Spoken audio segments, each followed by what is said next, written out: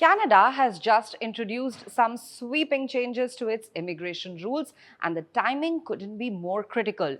These new visa regulations, which came into effect at the start of February, give Canadian border officials unprecedented powers to alter visa status of foreign nationals, including students, workers, and migrants, at their discretion. And this could spell trouble for tens of thousands of people, especially the large number of international students and workers from India. The new rules fall under the Immigration and Refugee Protection Regulations, which now allow border officers to cancel or reject vital temporary documents like work permits, student visas, or even electronic travel authorizations known as ETAs at any time during a person's stay in Canada. That means if you are a student studying at a Canadian university or a worker employed in the country, your visa could be revoked without much notice if an officer deems it necessary. But there's a catch. These officers can only act if they aren't convinced you will leave Canada once your visa expires. Essentially, it boils down to a judgment call by the border agent.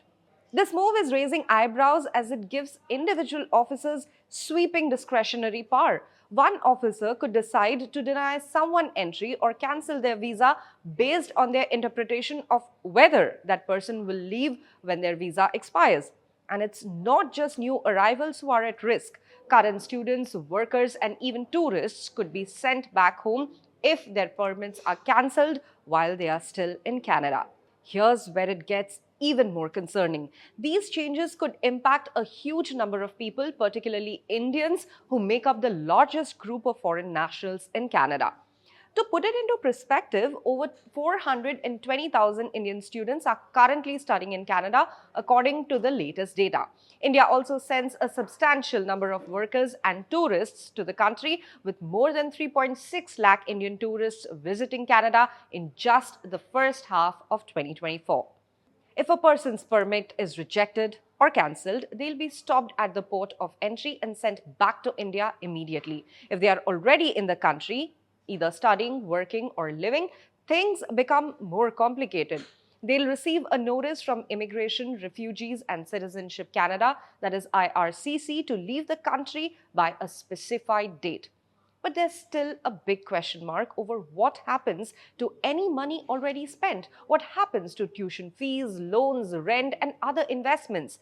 The new rules don't clarify if these payments would be refunded, leaving many to wonder how they'll recover their expenses. And this isn't the first time Canada has made headlines with immigration changes. Just a few months ago, in November last year, the country shut down the Student Direct Stream, that is the SDS visa program, which was a popular choice among Indian students. Under the SDS program, students could fast-track their applications by providing proof of upfront tuition payments, making it easier for them to secure their place in Canada's educational system. The closure of this program already left many students in limbo, and now these new regulations have only added more uncertainty to the mix. Canada has long been a top destination for Indians seeking education, work opportunities, and a better quality of life. But with these changes, the path to settling in the country could become much more treacherous.